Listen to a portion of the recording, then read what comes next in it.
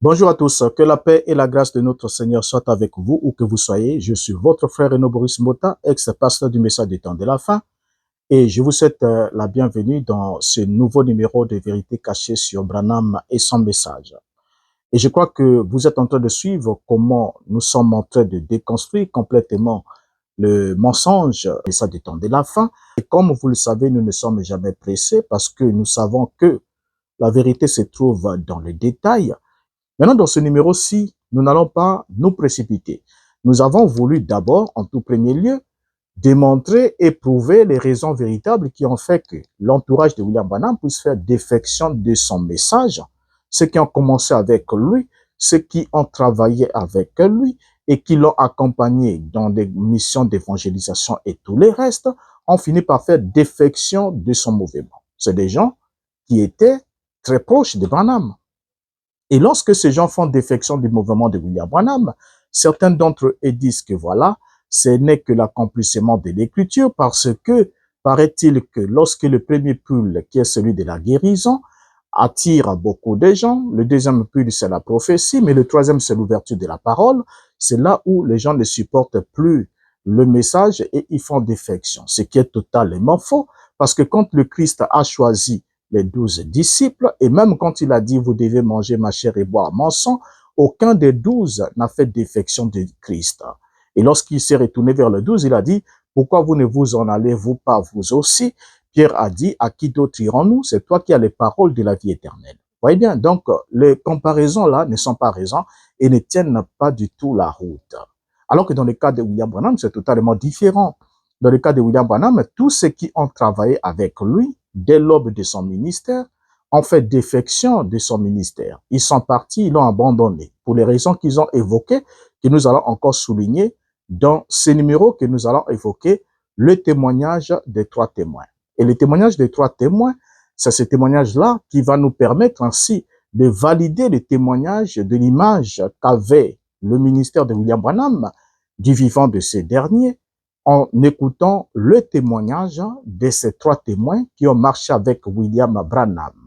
Comprenez ensemble avec moi que quand Christ dit « Vous devez manger ma chair et boire mon sang », on cessé de les suivre, les 70 qui ont été choisis bien après. Mais ceux qui ont commencé avec le Christ, du début de son ministère jusqu'à, sont allés avec lui jusqu'au bout, excepté Judas Iscariote qui a fait défection à la dernière minute, pas à cause de la doctrine, mais à cause du fait qu'il aimait le fric, il aimait l'argent. Et c'est à cause de l'argent que Judas a trahi le Christ. Ce n'était pas à cause de ce que le Christ enseignait.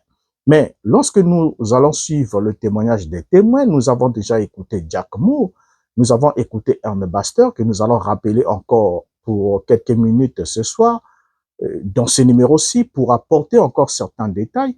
Et ça nous permettra aussi d'écouter Gordon Lindsay et d'écouter aussi Levi. Et ces 3 témoins, Baxter, Lindsay et Weil, sont ceux qui vont nous édifier ce soir dans ce numéro. Et pourquoi est-ce que nous parlons de ces témoins? C'est pour, comme nous l'avons dit, démontrer ou montrer la vraie raison qui a fait que les prédicateurs là puissent faire défection du message de Branham et que si aujourd'hui il y a des prédicateurs qui font défection du message de Branham, ça n'a pas commencé aujourd'hui. Les mêmes causes produisent les mêmes effets. Et lorsque ils ont marché avec Branham, qu'est-ce qui a fait qu'ils puissent partir du mouvement de Branham? Alors, nous allons serrer nos ceintures, nous allons décoller ensemble avec vous et une façon de plus encore pour nous de cibler et de démontrer davantage qu'il est absolument impossible de défendre le mensonge lorsque la vérité a déjà fait surface. Alors, allons-y avec vous dans ce numéro. Nous l'intitulons « Les 3 témoins, Baxter, Lindsay et Weil ». Et vous allez comprendre quelque chose. Baxter, comme nous l'avons déjà dit, était un pasteur canadien qui a soutenu Branham lorsque Gordon Lindsay a amené l'évangéliste à Vancouver, Colombie-Britannique, en novembre 1947. Et à l'époque, le ministère de Branham commençait tout juste à prendre de l'ampleur et à se faire connaître. Le désaccord entre Ernest Baxter et William Branham est l'un des tournants majeurs de ce mouvement de réveil d'après-guerre, soit de Healing Revival. Ernest Baxter était un pasteur évangéliste canadien très respecté Et il a été le directeur de campagne et le principal prédicateur des réunions de Branham, souvent appelées les réunions Baxter-Branham, entre 1947 et 1953. Les ruptures s'expliquent par de profonds désaccords théologiques, méthodologiques et spirituels que Baxter a détaillés plus tard dans plusieurs interviews. Ainsi, pour Ern Baxter, le don spirituel de William Branham résidait uniquement dans la guérison et les miracles. S'appuyant sur l'épître aux Romains au chapitre 12, Baxter affirmait que chaque croyant doit opérer strictement dans les limites de son don.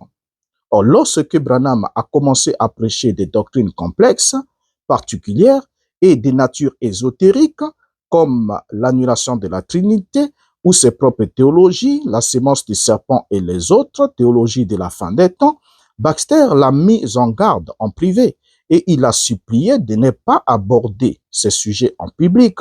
Mais Branham ayant refusé d'écouter Baxter, ce dernier a choisi ainsi de quitter le ministère de William Branham en déclarant plus tard: Branham, en tant qu'opérateur de miracles, avait une vraie place, mais Branham, en tant qu'enseignant, était en dehors de son appel.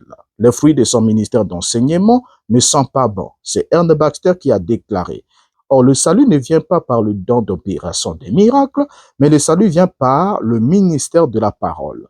Ainsi, Ern Baxter reconnaît que William Branham avait un don de miracles véridiques, il avait un don de miracles, il reconnaît que en tant qu'opérateur de miracles, il avait sa vraie place, dit Ern Baxter, mais lorsqu'il se met à enseigner, alors il était en dehors de son appel.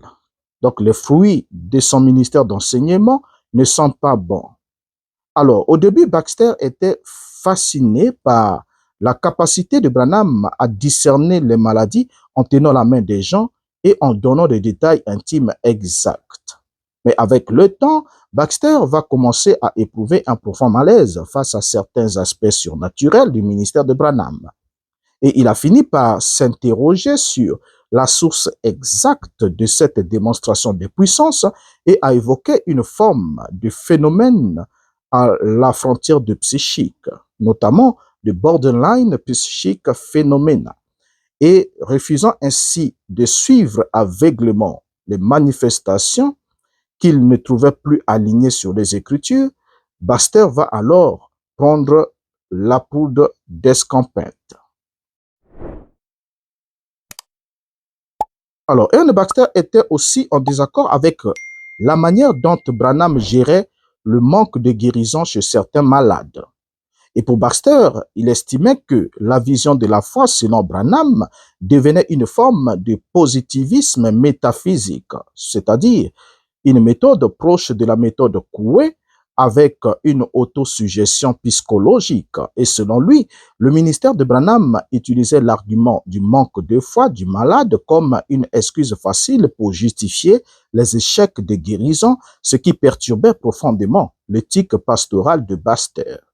Donc pour Baxter, quand Branham justifiait que les échecs de guérison, même avec ainsi dit le Seigneur, étaient dus au manque de foi du malade, Baxter s'est dit, mais comment cela est-il possible si Dieu a dit ainsi dit le Seigneur, et ça veut dire qu'il a vu que la personne avait la foi pour être guérie. Mais comment se fait-il que l'ainsi dit le Seigneur puisse être heurté au manque de foi de la personne et que la personne ne soit pas guérie? Et ça, ces explications ne passaient pas pour Ern Baxter. Alors Baxter va déclarer que dans le cas de Branham, la foi devenait une chose métaphysique, une forme de quisme. Autrement dit, il semblait enseigner, si je répète jour après jour que je vais de mieux en mieux, il s'agissait ainsi d'une sorte de positivisme métaphysique, a expliqué Baxter.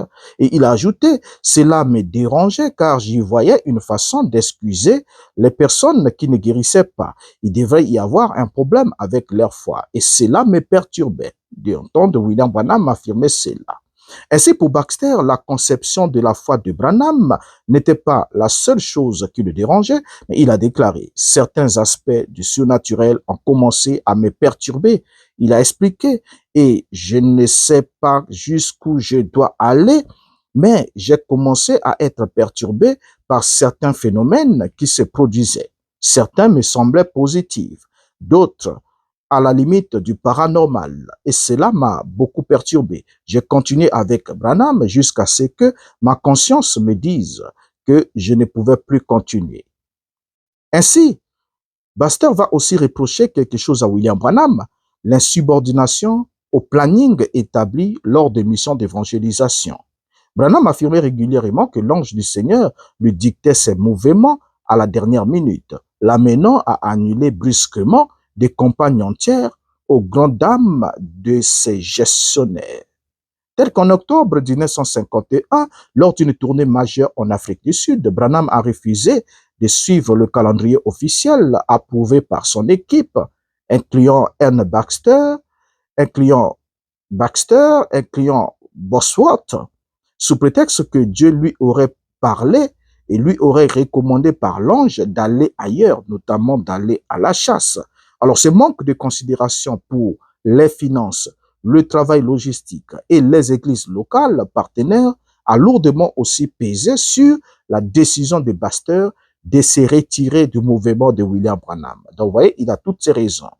Tout comme Jack Moore, N. Baxter est resté convaincu que Branham avait commencé son ministère avec un don de guérison authentique et extraordinaire. Mais cependant, il estimait que Branham avait sombré dans l'erreur dès l'instant où il avait franchi les frontières de son appel pour s'autoproclamer enseignant ou messager doctrinal. Vous voyez bien? Donc, les vrais et les faux prophètes se distinguent principalement par leurs enseignements et leur conformité à la vérité. Or, si les miracles prouvent une puissance surnaturelle, la Bible avertit que les faux prophètes peuvent aussi accomplir de grands prodiges. C'est donc la doctrine qui juge le miracle et non l'inverse. Alors, le désaccord entre Branham et Gordon Lindsay. Le désaccord entre Gordon Lindsay et William Branham est sans doute le plus documenté et le plus lourd de conséquences pour le mouvement de réveil de la guérison. Gordon Lindsay était le principal architecte, le manager en chef et le conseiller le plus proche de Branham de 1947 à l'aube des années 50. C'est lui qui a structuré ses campagnes et fondé le magazine à succès The Voice of Healing. Les ruptures progressives reposent sur des divergences fondamentales concernant la gestion financière, l'unité de l'Église et surtout les dérives doctrinales de Branham. La vision de Gordon Lindsay était différente de celle de Branham, dans le sens que Gordon Lindsay avait pour objectif d'utiliser le don de Branham pour unifier le corps de Christ. Il s'efforçait ainsi de faire collaborer toutes les dénominations chrétiennes, les assemblées de Dieu, les baptistes, les unitaires, etc., au sein des campagnes. Mais contre l'avis constant de Lindsay, Branham s'est mis à prêcher des théories clivantes depuis la chair, attaquant ouvertement les organisations ecclésiastiques et les qualifiant d'être des Babylones ou des marques de la bête. Cela a rendu le travail de Lindsay impossible car les églises locales ont commencé à boycotter leurs réunions. Et en plus de cela, comme Jack Moore, N. Baxter, Lindsay a aussi immédiatement identifié les nouvelles doctrines de Branham, notamment la sémence du serpent et l'hérésie radicale de la Trinité, comme des hérésies qui détruiraient son ministère. Lindsay va alors confronter Branham à plusieurs reprises, en privé, et il a prévenu ces derniers que s'il continuait à enseigner ces théories, au lieu de s'en tenir à son don de guérison, son audience s'effondrerait et le mouvement se diviserait. Et devant l'obstination de Branham, qui affirmait recevoir ces vérités directement de l'ange de l'Éternel, Lindsay a choisi de se retirer de la gestion directe de ses campagnes. Alors, au-dessus de tout cela, comme le problème ne manque jamais, il y a aussi l'argent qui va intervenir. Et vous savez que la mauvaise gestion financière de William Branham ainsi que le surménage à son entêtement ont aussi occasionné à Gordon Lindsay de faire défection du message de William Branham. Donc non seulement la doctrine posait un problème, c'était ça le point fondamental, la sémence du serpent, cette doctrine qui enseignait que les afros étaient les descendants de Caïn, Caïn lui-même descendant d'un animal avec une femme, et que la race des couleurs, comme le disait Branham, était une race qui portait le sceau de Caïn, le sceau de la malédiction, le sceau comme celui d'Ésaü, qui ne pouvait jamais être sauvé, qu'importe le degré de ses pleurs. Alors, les autres n'étaient pas d'accord avec ça. Gordon Lindsay lui a dit, ce n'est pas possible, cette doctrine n'est pas une bonne doctrine à enseigner, arrête de le faire. Et aussi, au sujet de la Trinité, alors que Branham, qui était trinitaire au début, avait opté pour la Trinité modale, enseignant que Père, Fils, Saint-Esprit sont trois manifestations du seul Dieu, soit les trois masques portés par le même Dieu. Et quand Branham affirme cela, Branham est en train de dire indirectement que le Père, le Fils et le Saint-Esprit n'existent pas parce qu'ils ne sont que des masques, ils ne sont pas réels. Mais la personne réelle serait Dieu, c'est Dieu qui porterait le masque du Père, et quand il était au masque Père, on l'appelait Jéhovah, et quand il est venu dans le masque Fils, on l'appelait Jésus, et quand il est venu dans le masque Saint-Esprit, là, il n'y a pas de nom, mais qui doit être révélé prétendument dans les sept tonnerres, avec cette coup qui doit donner Branham, comme certains adorateurs ont pu nous laisser entendre. Alors donc, Gordon Lindsay était un gestionnaire rigoureux. Il veillait à ce que les offrandes des campagnes soient gérées avec une transparence totale pour éviter tout scandale financier. Mais Branham, de nature naïve et influençable, laissait souvent des membres de sa famille ou des conseillers extrémistes interférer dans les finances. De plus, Branham refusait de s'arrêter malgré l'épuisement physique, ce qui provoquait des crises de dépression nerveuse.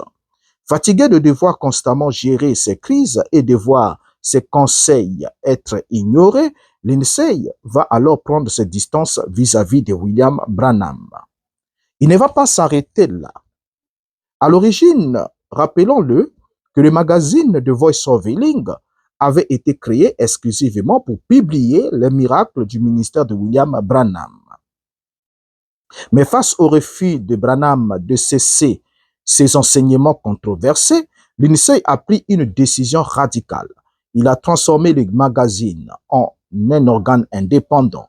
Il a retiré le nom de Branham de la couverture et il a commencé à promouvoir d'autres évangélistes comme Oral Roberts, Jack Cowie, Tommy Lee Osborne, et pour préserver le réveil, marginalisant ainsi William Branham à cause de ses enseignements hérétiques et à cause du fait que ce dernier ne s'accordait pas avec les enseignements fondamentaux de la foi dite chrétienne. Alors, malgré cette rupture professionnelle et théologique, Gordon Lindsay n'a jamais renié l'authenticité initiale du don de William Branham.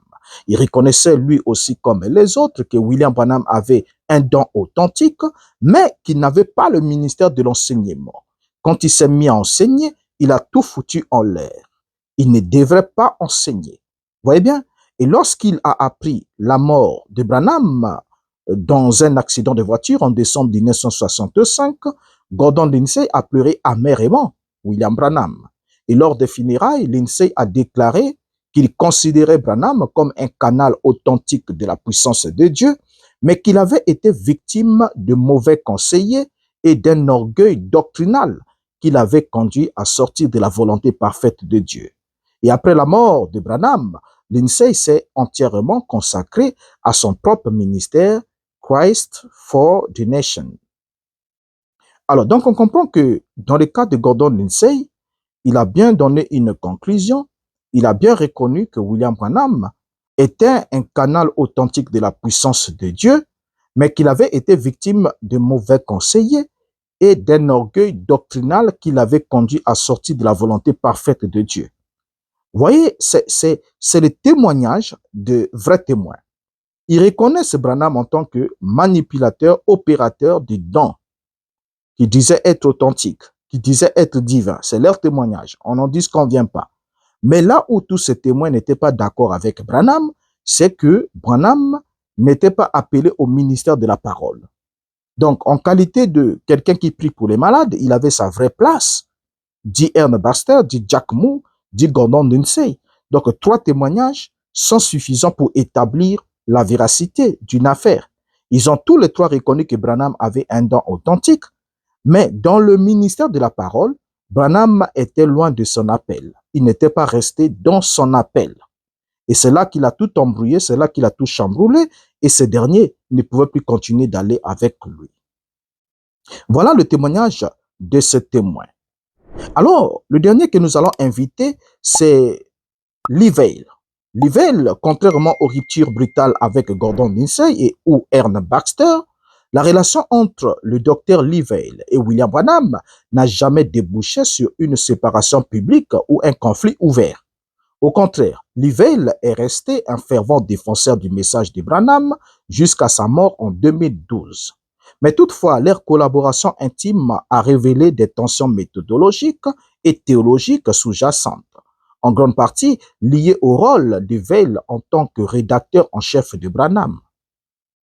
Lee Vail était titulaire d'un doctorat et doté d'une solide formation académique, tandis que William Branham avait un niveau d'instruction très limité.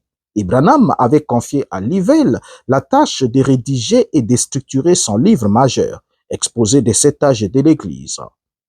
Lors de ce processus, des tensions sont apparues sur la réécriture des propos de Branham et dans des lettres audio enregistrées en 1964, Branham devrait parfois répondre Vail, lui expliquant ou ajouter ou modifier des concepts pour s'assurer que sa pensée exacte n'était pas déformée par le langage intellectuel de Vail. Vail devrait constamment naviguer entre sa rigueur littéraire et les révélations brutes de Branham. Mais où se trouve le problème? Le problème va intervenir quand même sur un point, bien que cela n'a pas emmené une déchirure, un désaccord comme avec les autres. Avant déjà de rejoindre Branham, Lee Vail venait d'un arrière-plan baptiste traditionnel, c'est-à-dire un adepte de la Trinité. Bien qu'il ait accepté la théologie de Branham sur l'unicité de Dieu, soit la Trinité modale, en faisant des 3 personnes spirituelles comme étant 3 masques du seul vrai Dieu, Lee Vail semblait l'avoir accepté. Maintenant, Vail analysait à travers un prisme théologique systématique très complexe. C'est ce qui va faire que, lorsqu'on va suivre Vail plus tard, on va se rendre compte que Vail va parler de Jésus dans un autre Jésus, en disant qu'il y avait 2 Jésus. Il y avait un Jésus intérieur qui était Dieu, il y avait un Jésus extérieur qui n'était pas Dieu. Au fait, il s'est embrouillé complètement là-bas. Vail tentait alors de rationaliser et d'accorder les déclarations parfois contradictoires de Branham sur la relation entre le Père et le Fils. Alors que Branham prêchait de manière spontanée et parfois imagée, Vail intellectualisait le message, ce qui créait des frictions avec les partisans d'une lecture stricte littérale des sermons de Branham. Ainsi, le véritable désaccord n'a pas vraiment éclaté du vivant de Branham, mais a émergé après sa mort en 1965, en posant Lee Vail au reste de la famille Branham et aussi à ses principaux lieutenants comme Billy Paul Branham ainsi que Joseph Branham. Lee Vail affirmait que Branham lui avait dit en privé, de même que Dieu a donné Aaron à Moïse pour expliquer son ministère, il t'a donné à moi pour m'expliquer et expliquer mon ministère.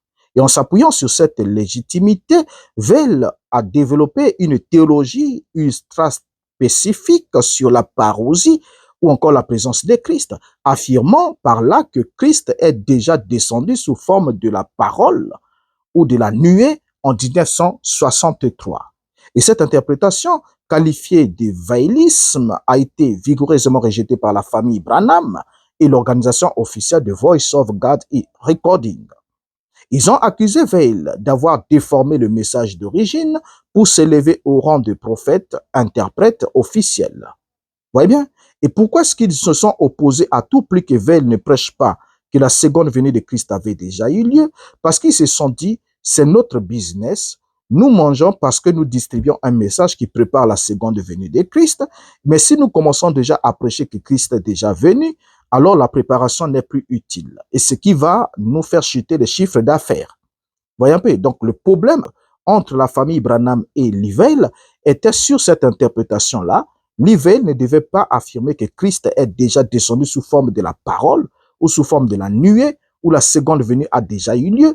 Tout ça là, il ne devait pas le prêcher. Parce qu'en le prêchant, Branham avait pour mission de préparer la seconde venue de Christ. Mais si Christ est déjà venu, la préparation devait inutile. C'est comme dans la parabole des 10 vierges. Aussi longtemps que l'époux n'était pas encore arrivé, c'était le temps de la préparation des lampes. Lorsque la voix dit voici l'époux, les vierges se sont réveillées pour préparer les lampes. Mais quand l'époux est déjà arrivé, ceux qui étaient prêts sont entrés. Donc, lorsque l'époux arrive déjà, c'est maintenant le moment d'entrer. Ce n'est plus le moment de préparer. Maintenant, c'est là que la famille Branham va dire à Veil qu'en prêchant la parousie ou la présence de Christ et en affirmant que Christ est déjà descendu sous forme de la parole, c'est une façon de dire que la préparation n'est plus nécessaire. Donc, on ne peut plus préparer. Et si la préparation n'est plus nécessaire, alors, à quoi est-ce que cela servirait encore d'avoir une organisation telle que Voice of God Recording qui est chargée de distribuer les sermons enregistrés de William Branham qui ont pour vocation prétendument de préparer les gens à la seconde venue de Christ. Vous voyez bien? Alors, c'est là qu'il a posé un vrai problème. Un problème que certains ne posent pas, parce que dans certains tabernacles de messages, on affirme simplement que voilà, Branham était venu avec un ministère de préparation, il a préparé, il a présenté. Mais on continue quand même à prêcher aux gens le message de préparation, alors que le Messie a déjà été présenté. Ce qui pose tout un problème. Pour certains esprits qui sont clairs, ils se sont dit non, on ne peut pas prêcher que Jésus est déjà venu, parce que si on prêche qu'il est déjà venu, la question logique, que faisons-nous ici?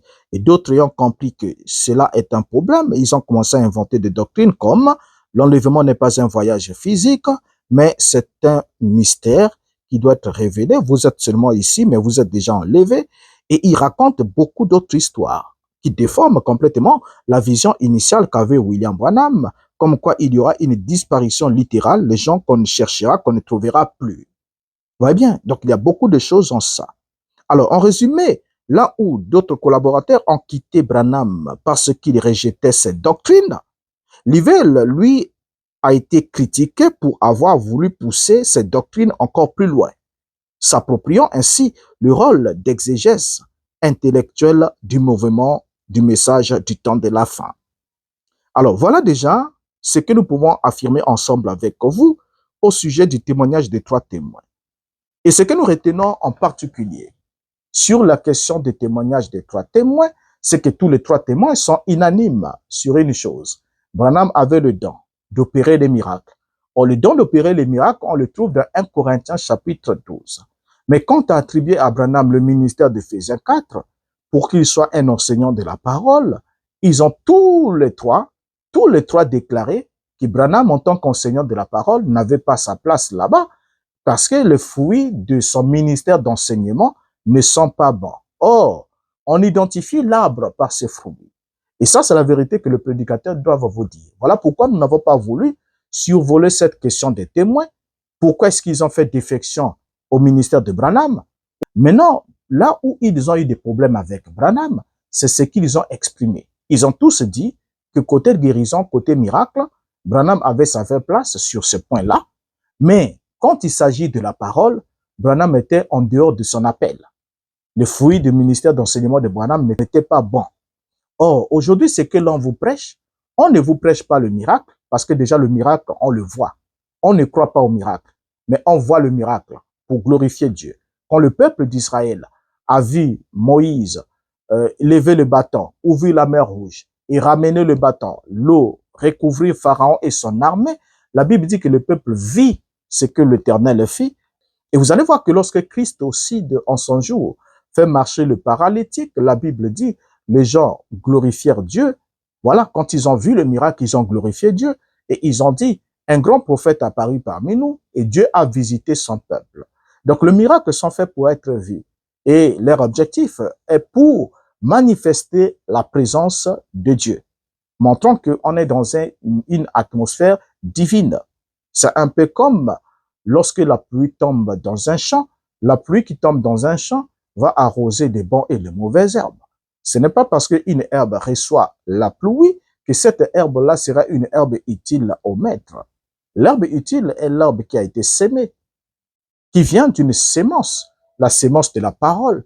Et lorsque la parole est sémée et que la puissance arrose la parole qui a été sémée, alors cette herbe qui pousse est une herbe utile. Parce que c'est un maïs, c'est de l'arachide, c'est le bleu, c'est quelque chose qui a été sémé, qui ne pousse pas tout seul. Mais or, les épines, les chardons n'ont pas besoin d'être sémés. Le chardon n'a pas besoin d'être sémé, d'où ils poussent tout seuls. Mais quand ils poussent tout seuls à côté de l'herbe utile, ils vont croître, bénéficiant du même soleil, bénéficiant de la même pluie, c'est-à-dire la même atmosphère spirituelle. Ils bénéficient. Ils reçoivent tous le don du ciel. La pluie est un don du ciel. Le soleil est un don du ciel. Ils reçoivent tous cela, n'est-ce pas? Mais à la fin, ce n'est que l'herbe utile qui a été sémée, qui est moissonnée pour entrer dans l'utilité du but pour lequel cette herbe a été sémée. Par contre, le chardon, les épines, les ronces, ont fini par y mettre du feu. Vous comprenez un peu? Donc, ce n'est pas parce qu'il y a eu la manifestation des miracles que cela atteste l'authenticité d'un prédicateur. Qu'importe le nombre ou la qualité de ces miracles, si son enseignement n'est pas fidèle à la parole à la base, alors, ayant des faux enseignements, nous comprenons alors que ce monsieur était faux. Parce que le prophète n'est pas le porteur des miracles. Le prophète, c'est le porteur de la parole. N'est-ce pas? Il n'est pas le porteur des miracles. Il est le porteur de la parole. Parce que s'il n'était que le porteur des miracles, il y a d'autres prophètes qui devaient être disqualifiés. Isaïe, par exemple, n'a pas fait de miracle. Jérémie n'a pas fait de miracle. Vous voyez bien? Donc, ils n'ont pas opéré des miracles comme tels. Mais ils font partie des grands prophètes. Jean-Baptiste, qui est né, le plus grand de tous ceux qui sont nés de la femme, et qui a eu même le privilège de présenter l'expiation, alors que les autres prophètes ont annoncé l'expiation, mais lui, il a présenté l'expiation, mais il n'a effectué ou opéré aucun miracle, même pas un seul. Vous voyez bien? Mais il était prophète, parce que le prophète n'est pas le porteur de miracles, mais le prophète est le porteur de la parole. Abraham a été appelé prophète, mais il n'a pas opéré de miracles. Isaac a été appelé prophète, mais il n'a pas opéré de miracles. Vous voyez bien? Donc, cela sous-entend que lorsque on regarde le ministère d'enseignement de William Branham, c'est dans ce ministère-là qu'il devait être qualifié de prophète. Mais il n'a pas porté la parole, parce que le fruit de son ministère d'enseignement ne sent pas bon. C'est pas moi qui le dis, ce sont les témoins qui l'ont dit. Et cela est prouvé, et vous êtes en train de vous rendre compte maintenant que chaque fois que nous prenons chaque enseignement de Branham, c'est comme je vous l'ai dit. Alors donc ici, on comprend que les témoins du message de William Branham ont fait défection de son message parce que le fruit de son ministère d'enseignement n'était pas bon. Et en qualité de faiseur de miracles, il avait sa place. Mais en tant qu'enseignant, William Branham était très loin de son appel. Et même Vail a dit qu'il a suivi des mauvais conseils qui l'ont égaré loin de la volonté parfaite de Dieu. Vous voyez bien? Alors, Branham étant loin de la volonté parfaite de Dieu, il a commencé à prêcher de n'importe quoi, il a commencé à plager à gauche et à droite, parce qu'il n'avait pas le ministère d'enseignant. S'il était prophète, il attendrait que Dieu lui révèle ses pensées pour qu'il les traduise en paroles. Mais comme il n'était pas prophète, alors il devait se débrouiller à lire dans les livres pour ensuite apporter ces plagiats-là comme étant le fruit de la révélation, alors que ce n'était pas le cas. Ainsi, il a tout chamboulé et il a tout détruit. Et n'oublions pas que le faux prophète est le porteur de la fausse parole, dit William Branham. Alors, quand un prédicateur prêche des faussetés, il est un faux porteur de la parole, il porte des faux enseignements, il est un faux prophète. C'est pas moi qui le dis, ce sont les témoins qui le disent, confirmés par le sceau d'affirmation de William Branham lui-même. Merci d'avoir suivi jusqu'ici. N'oubliez pas de vous abonner sur la chaîne, si ce n'est pas encore fait, et de partager, de cliquer sur la cloche de notification, parce que ce qui va suivre va être brillant. Alors, jusqu'à ce qu'on se retrouve au prochain numéro, portez-vous bien, que la grâce et la paix du Seigneur soient avec vous, et que ceux qui n'ont pas encore les yeux ouverts puissent avoir les yeux ouverts pour comprendre et prendre conscience que vous ne pouvez pas connaître le message de William Branham mieux que ceux qui ont marché et dormi, mangé avec William Branham lui-même. Je vous dis au revoir et vous donne rendez-vous au prochain numéro. Merci.